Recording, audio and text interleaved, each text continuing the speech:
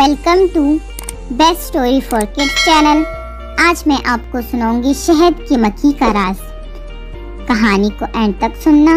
بڑے بڑے جنگل میں جہاں ہر طرف درخت، پھول اور رنگ برنگے پرندے تھے، ایک خوبصورت چھوٹا سا باغ بھی تھا۔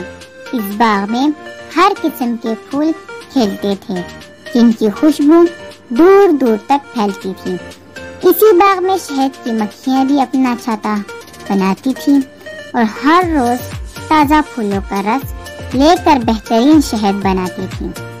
اس چھتے کی مکھیوں کا ایک راز تھا جو جنگل کے کسی بھی جانور کو معلوم نہیں تھا۔ سب جانور حیران تھے کہ شہد کی مکھیاں اتنا میٹھا اور خوشبودار شہد کیسے بناتی ہیں۔ ایک دن جنگل کے سب سے عقل مند خرگوش ببلو نے فیصلہ کیا کہ وہ شہد کی مکھیوں کے اس راز کا پتہ لگائے گا۔ ببلو نے مکھیوں کے چھتے کے پاس جا کر سب سے بڑی مکھی رانی مکھی سے پوچھا، رانی مکھی، تمہاری شہد کا ذائقہ اتنا میٹھا اور خوشبودار کیوں ہوتا ہے؟ اس شہد کا راز کیا ہے؟ رانی مکھی نے مسکرا کر ببلو سے کہا، ہمارے شہد کی مٹھاس اور خوشبو کا راز بہت ہی سادہ ہے، لیکن یہ راز ہم صرف ان کو بتاتے ہیں جو دل سے خلوص اور محبت رکھتا ہو۔ اگر تم واقعی اس راز کو جاننا چاہتے ہو تو تمہیں اپنے دل کو کھولنا ہوگا اور ہمارے ساتھ کچھ دن گزارنا ہوگا۔ ببلو نے خوشی رانی مکھی کی پیشکش قبول کی اور چھتے کے قریب ہی اپنا بسیرا بنا لیا۔ ہر روز وہ شہد کی مکھیوں کو پھولوں سے رس لیتے ہوئے دیکھتا اور مکھیوں کی محنت، لگن اور باہمی تعاون کا مشاہدہ کرتا۔ مکھیوں کے درمیان ہمیشہ ایک نظم و ضبط ہوتا اور وہ ایک دوسرے کی مدد کرتی، کبھی بھی اکیلے کام نہ کرتی۔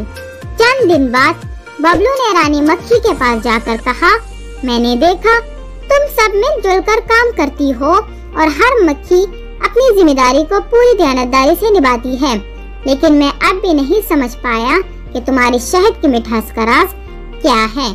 رانی مکھی نے ببلو کو پیار سے دیکھ کر کہا، ہماری شہد کی مٹھاس کا اصل راز ہماری محنت، لگن اور محبت ہے۔ ہم ہر پھول کا رس بڑی محبت سے جمع کرتے ہیں اور اسے اپنے چھتے میں لا کر محفوظ کرتے ہیں۔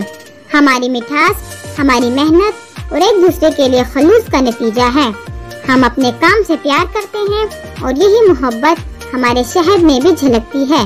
ببلو نے حیرت سے کہا، تو تمہارا راز محبت اور محنت ہے؟ رانی مکھی نے اس بات میں سر ہلا کر کہا، ہاں ببلو، محبت، لگن اور محنت وہ راز ہے جو ہماری زندگی کو میٹھا اور خوشبودار بناتے ہیں۔ لیکن ہمارے شہد کی طرح اگر تم بھی اپنی زندگی میں محبت، خلوص اور محنت کو اپنا لوگے تو تمہاری زندگی بھی خوشبودار اور میٹھی ہو جائے گی۔ ببلو نے مسکرا کر کہا، میں تمہارے راز کو سمجھ گیا ہوں رانی مکھی، میں بھی اپنی زندگی میں محبت، محنت اور خلوص کو اپناؤں گا۔ اس دن کے بعد ببلو نے جنگل کے سب جانوروں کو محبت اور خلوص کا سبق دیا۔ وہ سب جانوروں کی مدد کرتا اور ان کے ساتھ محبت سے پیش آتا۔ جلد ہی پورے جنگل میں خوشی اور امن کا ماحول بن گیا اور سب نے شہد کی مکھیوں کے راز کو سمجھ لیا، محبت، محنت اور خلوص کی طاقت کو بھی سمجھ لیا۔ یہ کہانی بچوں کو یہ سکھاتی ہے کہ زندگی کی مٹھاس اور خوبصورتی محنت، محبت اور خلوص میں پوشیدہ ہے، اور جب ہم ان خوبیوں کو اپناتے ہیں تو ہماری زندگی بھی شہد کی مکھیوں کی شہد کی طرح میٹھی اور خوشبودار بن جاتی ہے۔